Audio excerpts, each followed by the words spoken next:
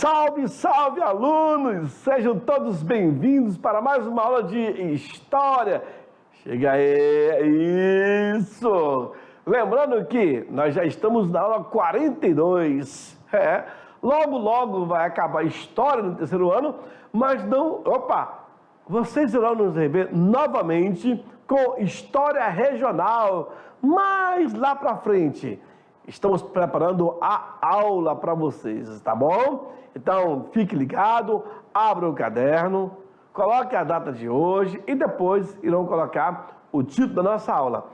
Mandar o nosso abraço aí para você, aluno campesino, aluno quilombola, alunos indígenas, alunos da zona rural, da zona urbana e para você, professor, que está aí na ponta fazendo essa conexão, dessa ponte aí com nossos alunos. Sinto todos abraçados por mim e vamos que vamos, porque esse final do ano você irá fazer o Enem, tá bom? Então vamos se preparando, porque eu tenho certeza que você vai tirar de letra essa prova.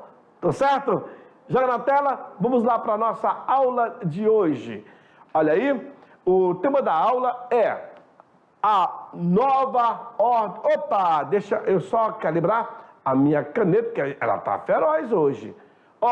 Aula 42.1, a nova ordem mundial, parte 2, né? Nessa aula, irei abordar um pouco mais aprofundado a guerra ao terror e, por que não falarmos sobre as teorias das conspirações, ou teoria da conspiração. Entende o que é isso? Ok, então vamos lá.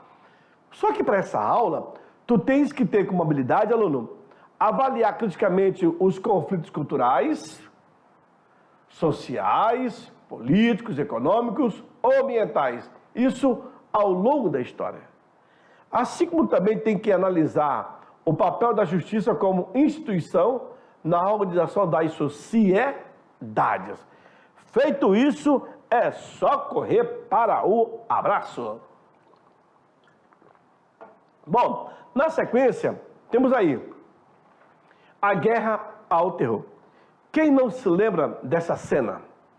Ficou marcante para todo mundo que acompanhou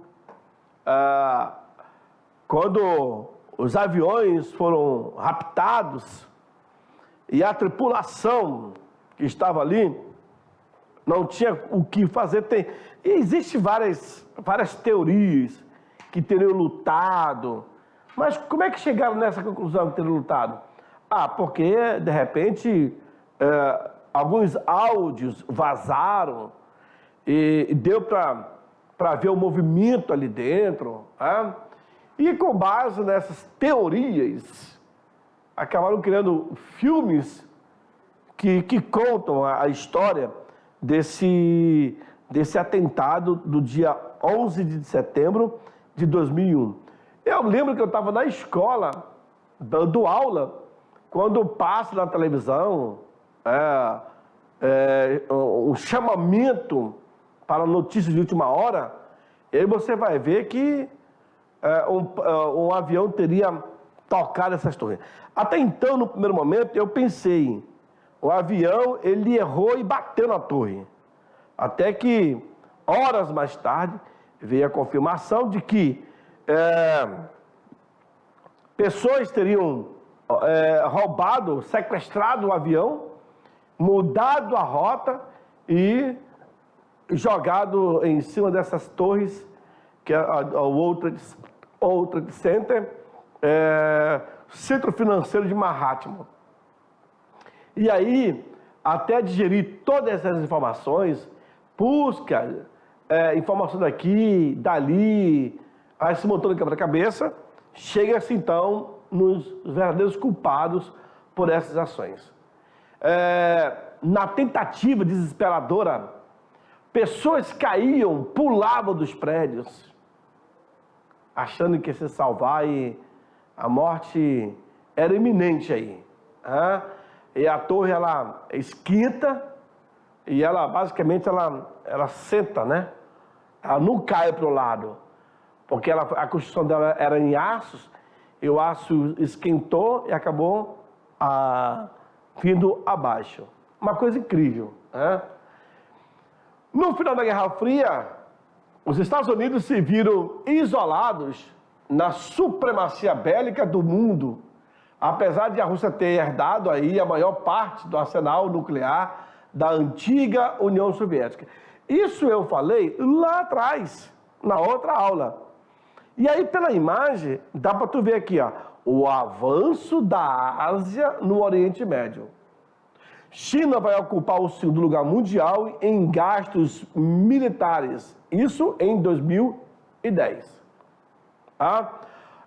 Eu não queria dizer isso, mas até então, quando foi feita essa aula, se pensava em 3,5. Aluno, os Estados Unidos, o PIB americano, 4,7 é investido em armamento. Sabia disso? Se você pegar o montante do que é arrecadado, do que se tem, quase 5% investido em armamento é muito dinheiro, não tem noção. Tá? Enquanto a China, ela vai gastar apenas 2,2 do seu PIB. O Reino Unido, 2,7. A França gasta 2,5. Olha aí, a Rússia, ela vai gastar 4,3, igual aos Estados Unidos. O Japão gasta 1% do seu PIB. Mas a Arábia Saudita, ela gasta 11%. Que absurdo, pessoal. Pois é.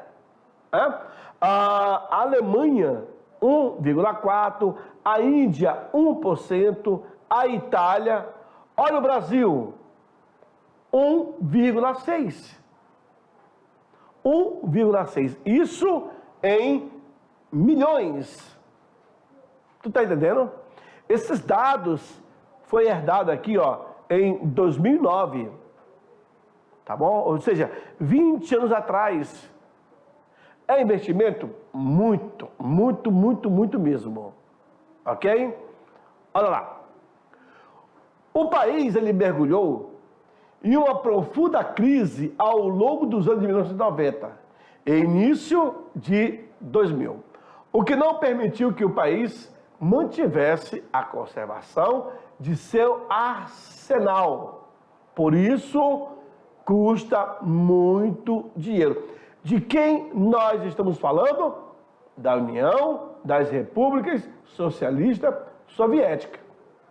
Não tinha como. Gente, um helicóptero desse daqui, ó, ele é muito caro. Manter soldados em outros continentes, em outros países, existe uma logística muito forte. A alimentação, por exemplo, é um dos itens. Vejam, em face disso, os Estados Unidos precisavam de um novo inimigo para justificar os seus estrondosos investimentos em armamentos e também em tecnologia. E o que vocês estão vendo aqui é uma ogiva nuclear americana. Só que os americanos, eles não têm essa prática de ficar se exibindo. Já a União Soviética tem. Vocês viram semana passada, na comemoração de 78 anos do pós-Segunda Guerra Mundial. Certo? Veja, em 2001, um novo inimigo surgiu com os atentados de 11 de setembro, atribuído aí à organização terrorista Al-Qaeda. E quem comandava aí era Osama Bin Laden. Senhores, aqui era uma torre. Aqui, uma torre que veio ao chão. Observe que os fragmentos, os ferros, ficaram superaquecidos. Então, era isso daqui, ó. Vem para mim. A torre está aqui, né? A armação dela é toda em aço, toda em ferro. Toda em ferro.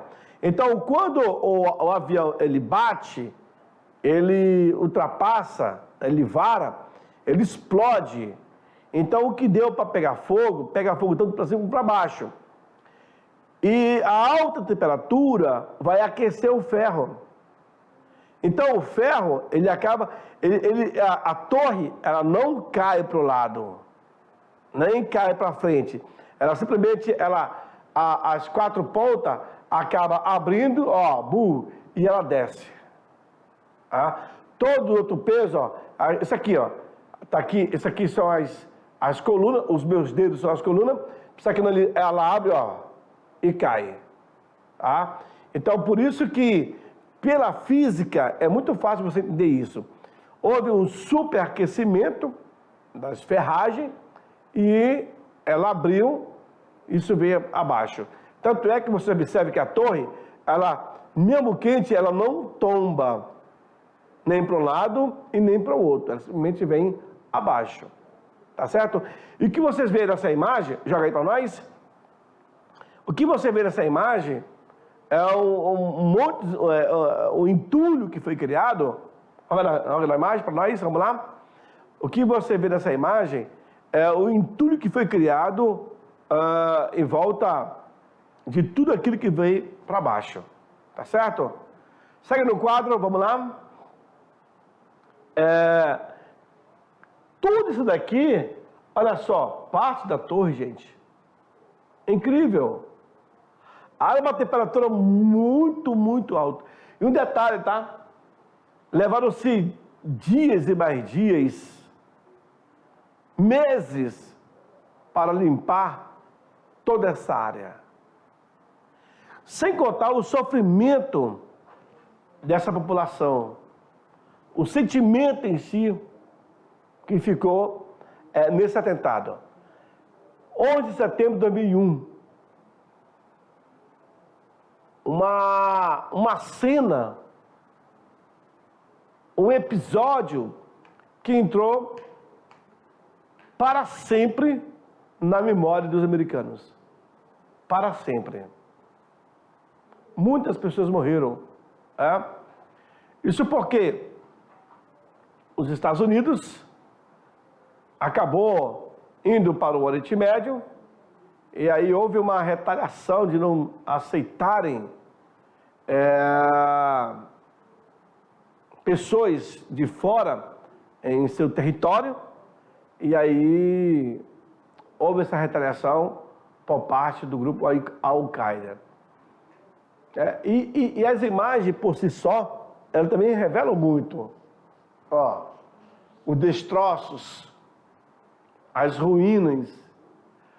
Observe que as colunas, elas estão aqui erguidas, certo? As colunas, então, superaqueceu lá em cima e, todo esse montoeiro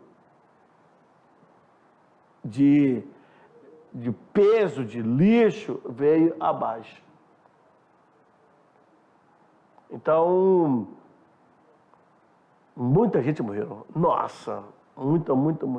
Essa é uma imagem emblemática. Inclusive, bombeiros que estavam ali trabalhando na época, muitos deles também foram pegos de surpresa no resgate, ficaram. Mas todos eles foram lembrados, como herói desse dia. Não foi fácil. Não foi fácil mesmo. O então presidente George W. Bush, dos Estados Unidos, iniciaram uma frenética guerra ao terror. Ou seja, nós temos que encontrar o culpado. Em que foram gastos aí centenas de bilhões de dólares na tentativa de encontrar. Nesse período aí, Bush, ele estava dando uma entrevista, quando ele foi interrompido, e olha a expressão do rosto dele. Quando ele foi comunicado do que estava recebendo. Bush recebendo notícia do atentado de 11 de setembro. Então, claro que ele vai fazer uma cara de espantos. Como é que é? Ele estava atento, ouvindo o que estava sendo dito a ele. em detalhes, naquele momento. Ou seja, suspende a entrevista e vamos procurar averiguar o que está acontecendo. E assim foi feito. Até tomar a real situação do problema, nossa, já teria causado muito estrago, né? Olha aí. Primeiramente, os gastos se direcionaram à invasão ao Afeganistão, sob a alegação de que o regime talibã, que governava o país, deu suporte para o grupo da Al-Qaeda. Claro que os americanos irão contar com o apoio de alguns afegães, o próprio tradutor, pessoas que conheciam a região, para que pudesse chegar finalmente aos culpados e prendê-los. E claro, também eles vão sofrer uma resistência. Alguns soldados vão morrer nessa missão de ir até o Afeganistão, até o Paquistão, em busca de encontrar o verdadeiro culpado. Até porque homens eram recrutados para essas missões. E assim foi feito. Na época, o Osama Bin Laden, que era tido como principal líder, e sem contar que também havia os sucessores dele também. E claro que a caça vai ser intensa. Em segundo plano, com a perseguição dos líderes dessa organização terrorista, com destaque para Osama Bin Laden, ele vai ser encontrado e morto em maio de 2011 no Paquistão. Os americanos entram no Afeganistão e encontram o Bin Laden no Paquistão.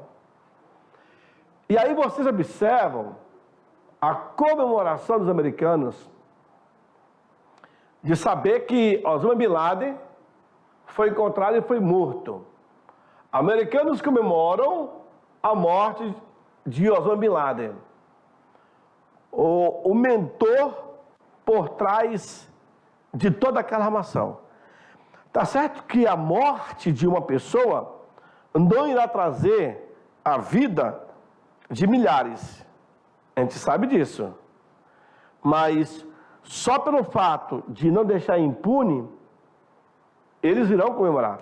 Ou seja, valeu a pena o gasto. O governo foi para cima e deu uma resposta à altura. Por quê? O que não pode é deixar com que o responsável fique se gabando, né? Fique se gabando. E periodicamente, o Osama Bin Laden dava entrevista. Mandava recado. Dizendo, além de mandar recado, ainda convocava os seus soldados, homens suicidas e etc. Mas isso tudo era uma interpretação errônea do Alcorão, né? Que se tinha. E aí, claro, nenhuma nação, por enquanto, se atreve a estabelecer uma guerra contra o poderio norte-americano. Isso aí é fichinha, isso aí é só 0,1% do poder bélico dos Estados Unidos. Para vocês verem, um país que investe quase 5%, é muito, né? E olha que eu teria lido em algum canto que o Brasil investia 0,34%. O Brasil não investia nem 1% em armamento. Já os americanos, 5%. E sem contar que, o que eu falei foi os Emirados Árabes, investia 11%. Olha aí. Era muita coisa, né? O inimigo agora é muito mais difícil de combater. uma vez que armas de destruição em massa não podem ser usadas, pois são grupos que atacam e se escondem em meio à população civil de inúmeros países. E aí tem a arma química também, né? Alguns líderes aí já utilizaram arma química no povo, que também não pode. É um desespero que se tem quando faz um conflito. Isso aí é o Talibã, com seus homens, só caminhonetes, né? E para mostrar também que eles estão prontos para a guerra. Pode ter metralhadoras, até ponto .50, mas hoje, por exemplo, com esses drones guiados via remoto e jogando uma bomba aí, rapidinho acabava, né? Com a galera. Mas vejamos. Daí, senhores, a gente parte para um outro título chamado Teoria da Conspiração. O termo já fala teoria, suposições e etc. Aí foi montado esse painel para vocês. Aqui eu tenho o Trump, eu tenho o Mao Tse Tung, né? Alguns personagens, o líder chinês, enfim, alguns personagens que chamam atenção para essa criação dessa conspiração. Vamos entender? Ok, vamos lá.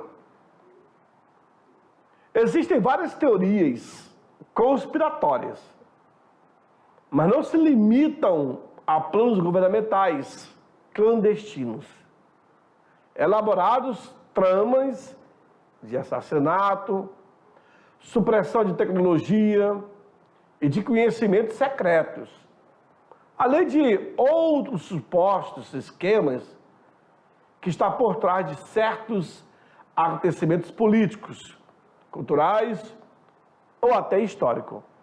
E isso é fato. Quando você tem um acontecimento, quem não sabe da real situação ou do verdadeiro motivo, acaba criando suposições, até mesmo teorias. Não teorias conspiratórias, mas teoria de suposições. Um tal de achismo. Eu costumo dizer que a história, ela não é feita de achismo, ela é feita de achados, de fatos, de fontes. E aí, claro que isso no âmbito governamental pode surtir efeito? Pode. Pode trazer mal-estar? Pode. O que está por trás de certo acontecimento? Vamos pegar a facada no presidente do Brasil, no atual presidente do Brasil. Pessoas dizem que não levou a facada. Outros falam que a faca não entrou. Aí começa a surgir vários questionamentos. Tudo isso para, talvez, desmerecer, desconstruir aquilo que foi fato. O homem não pisou na Lua. Como não pisou na Lua? Porque não tem filmagem. Já que os Estados Unidos tinham a potência, por que não filmaram? Então vai ter que pisar na Lua e mandar um recado especial para você. Olha, fulano, eu estou na Lua. É isso? Mesmo com todo documentário, mesmo passando ao vivo, ainda vai dizer que é montagem. Pior que tem gente para isso, sabia? De tentar desconstruir. Porque aí na história, como eu falei, ela é feita de achados, não de achismo. É fatos, é documentos. mas eu também tenho a história oral, senhores. São dados passados oralmente por pessoas que viveram, que estiveram no momento de tais acontecimentos. Então, tudo isso é um campo que pode minar a conspiração. Teorias, mais teorias. Algumas têm sido tratadas com censuras e com severas críticas por parte da lei, como a negação do Holocausto. Tem gente que afirma que o Holocausto não existiu. E aí? Tu vai fazer o quê? Tu vai bater boca com ele? Não.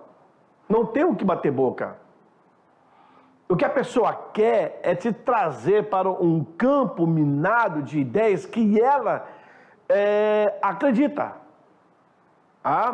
São pessoas que estão negando a história. Mesmo você apresentando para elas provas e mais provas, só que quando a pessoa ela está decidida em não querer acreditar, não tem quem faça. Isso é fato. Agora, é necessário que você beba das duas fontes, que você tenha esse entendimento de um lado e de outro. A questão do Holocausto, por exemplo, já teve discussões, cara. Por exemplo, pessoas que sobreviveram, que deram esse depoimento, e tem gente que não acredita nesse depoimento, fala que é tudo montado, que é invenção, e aí? Vai entender isso. Não dá, senhores. Não dá porque sempre vai haver gente querendo desconstruir. Um fato histórico. Pena. Pior, não sei se vocês já ouviram dizer que uma mentira contada 1000 vezes se torna verdade. Então, assim, tem que ter muito discernimento, sabia? Muito discernimento, procurar a verdade, fazer leituras, pesquisar, e aí você tem a tua própria verdade. Você acredita naquilo que você achar que é necessário. Só que existe um mundo científico para isso também, o que não pode desmerecer. Nesse caso do Holocausto, senhores, pelo amor de Deus, tem gente que acredita que não houve Holocausto. E houve, senhores, houve. Um dia eu vou provar para vocês. Um dia eu vou lá em Auschwitz, no estado de Birkenau, fazer filmagem, aí eu vou te mostrar. Tá bom? Joga no quadro. Vamos lá. Continuando. Isso. Então, tem gente que nega, Essas pessoas, elas costumam ir contra um senso comum. Esse senso comum é o senso de comum acordo. Para a pessoa que é inteligente, para a pessoa que tem um bom senso, ela vai ter esse entendimento que aquele fato é verdadeiro. Ou que não pode ser comprovadas pelo método histórico, e tipicamente não são consideradas semelhantes às conspirações autênticas. Aí você analisa como que o ser humano ele é capaz de duvidar de quase tudo. Vejam, atualmente as teorias da conspiração, elas estão bastante presentes na web, na internet, sob a forma de blogs e vídeos do YouTube, bem como nas mídias sociais. Se a internet aumentou ou não a prevalência dessas teorias, esta é uma questão que ainda precisa ser pesquisada. E eu lembro muito bem disso. Outro dia eu estava assistindo, me mandaram um vídeo sobre o Forte Cruz da Beira. Pronto. Eu pesquiso ali há 22 anos. Eu nunca ouvi dizer que existe um túnel. Já entrei naquela cisterna, já filmei, já fotografei, mas nos últimos dias me mandaram o vídeo porque disseram que ali tinha um túnel que vai sair no meio do mundo, que não sei o quê. Meu, o cara viajou na internet. Viajou mesmo. E a turma me mandaram, Lorimar, esse jeito, isso é mentira. Eu vou ter que ir lá no Forte Príncipe, entrar na cisterna, fazer a filmagem e desmentir. Pior que tem gente que acredita. E como tem montagens e mais montagens em vídeo da internet, que pessoas que têm a mente fraca acabam acreditando. Aí fica doido, igual a pessoa que fez o vídeo. Joga na tela, vamos lá.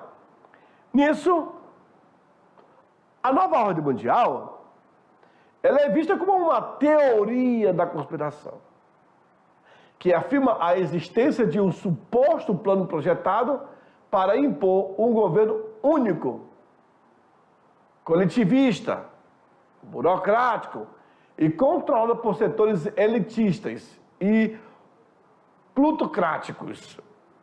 Isso a nível mundial, tá? Um grupo pequeno, sigiloso e com grande poder, com objetivos maléficos para a maioria da população. Quem seria isso? Então tem meia dúzia que estão articulando. Se pensa assim, né?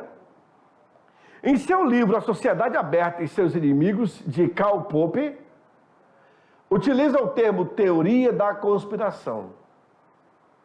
E aí? Vejam, Popper argumenta que o totalitarismo foi fundado em cima de teorias conspiratórias que recorriam a complôs imaginários, conduzidos por cenários paranoicos, baseados no tribalismo, chauvinismo e também no racismo. Teoria da conspiração. Totalitarismo, eu acredito. Getúlio Vargas criou uma teoria do Estado Novo e deu certo. Totalitarismo, veja, no Brasil, a dita URSAL, que seria um acrônimo para a União das Repúblicas Socialistas Latino-Americanas, já era um meme que circulava entre a direita brasileira desde antes de existirem redes como o Facebook e o Twitter. E até hoje existe a URSAL, né? Há até dossiês na internet dando conta de que a trama para fazer tal país teria nascido no Fórum de São Paulo, conferência de partidos, movimentos e organizações de esquerda nazista, nascido em 1990. Aí o Fórum de São Paulo se busca essa teoria, né? Por exemplo, Seleção Nacional de Futebol, Neymar, Messi, Soares e Cavani, também joga essas teorias para cima da região quer dizer, do esporte, né? Na música, na América geral, eu tenho aqui a Xuxa como o Sandy, seria o hino da URSAL. E teve até situações, a música da Xuxa, cantada no disco, de frente para trás, trazendo outra melodia. Cara, os caras viajam na maionese. Viajam mesmo, né? Essa teoria da conspiração são métodos que poderiam ser criados, então por isso tem o termo teorias. Como chegar, como tomar, como dominar. E aí se cria toda essa retórica tentando uma defesa a esse processo. Tá bom? Vem para mim?